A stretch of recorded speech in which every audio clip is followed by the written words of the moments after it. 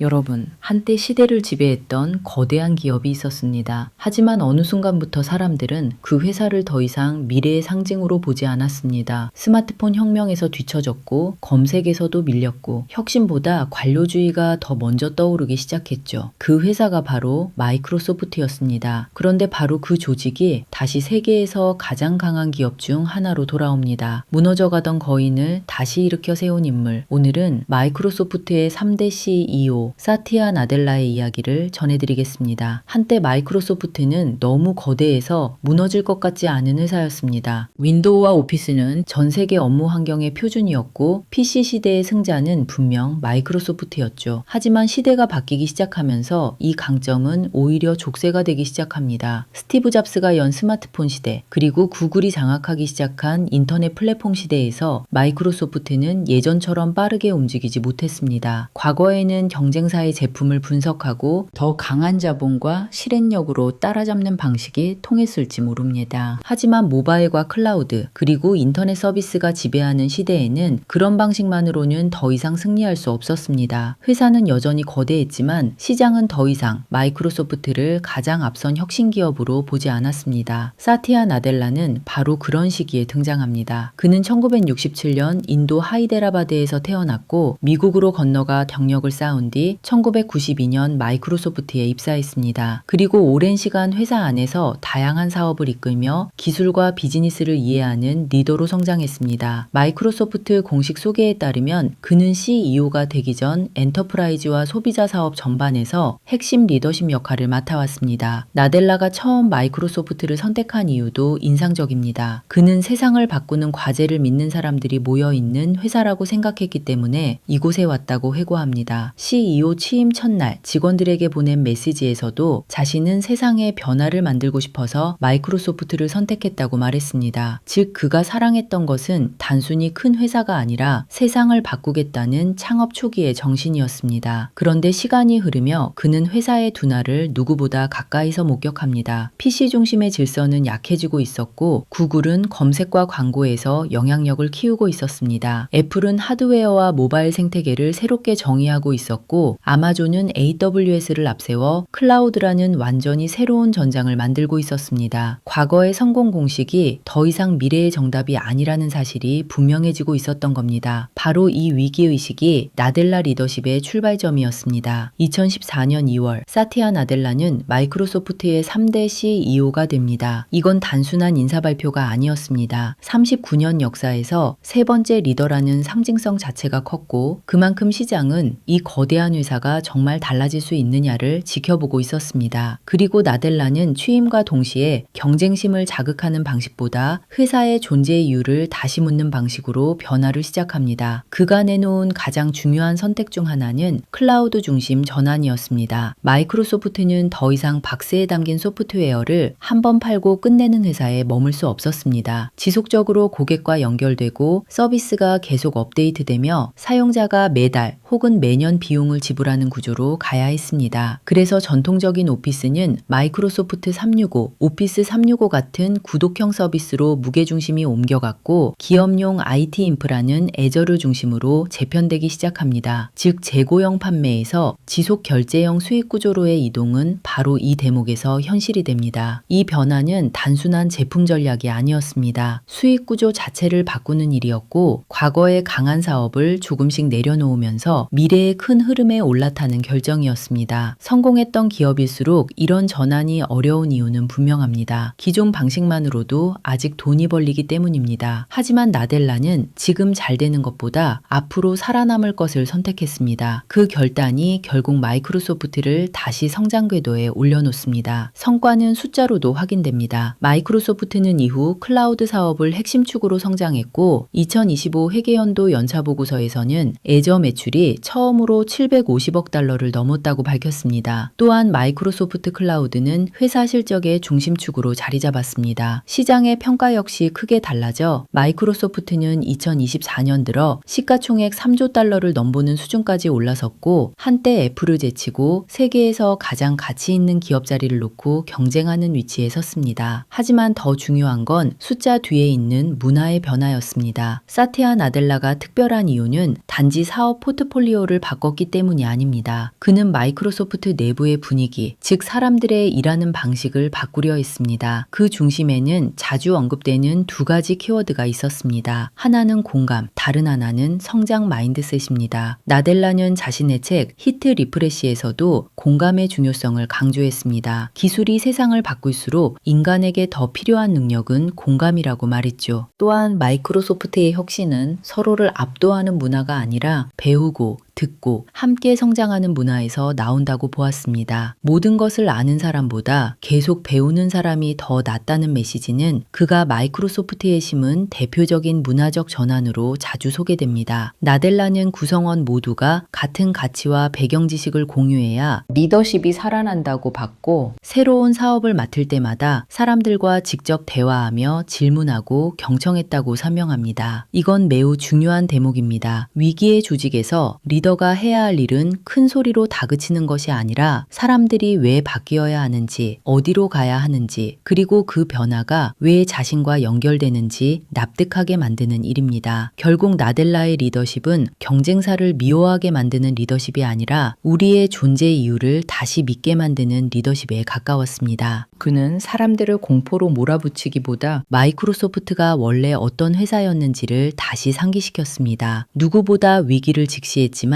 동시에 누구보다 미래를 말할 수 있었던 겁니다. 이 대목에서 우리는 한 가지 중요한 교훈을 얻습니다. 조직이 어려울 때 리더에게 필요한 건 무조건적인 낙관도 거친 질책도 아닙니다. 정확한 현실 인식 위에 세워진 명확한 방향, 그리고 사람들이 다시 움직일 수 있게 만드는 희망의 언어입니다. 보이지 않는 터널 속에서 사람들을 움직이는 힘은 공포가 아니라 비전이라는 사실 말입니다. 사티아 나델라는 마이크로소프트를 단지 실적 좋은 회사로 바꾼 것이 아닙니다. 그는 한때 위대했지만 느려진 조직을 다시 배우고 다시 성장하는 조직으로 바꿨습니다. 그리고 그것은 어느 대기업만의 이야기가 아닙니다. 지금 흔들리고 있는 모든 팀, 모든 회사, 그리고 어쩌면 우리 자신에게도 필요한 메시지일 수 있습니다. 한때 시대에 뒤처졌다고 평가받던 마이크로소프트는 이제 다시 미래를 말하는 회사가 됐습니다. 그 중심에는 기술보다 먼저 사람을 바꾸고 사람보다 먼저 문화를 바꾸려 했던 리더 사티아 나델라가 있었습니다. 조직이 무너지는 이유는 위기 그 자체보다 변화를 받아들이지 못하는 태도 때문일지도 모릅니다. 그리고 조직이 다시 살아나는 순간은 누군가가 방향을 제시하고 사람들에게 다시 희망을 보여주는 순간일지도 모릅니다. 감사합니다.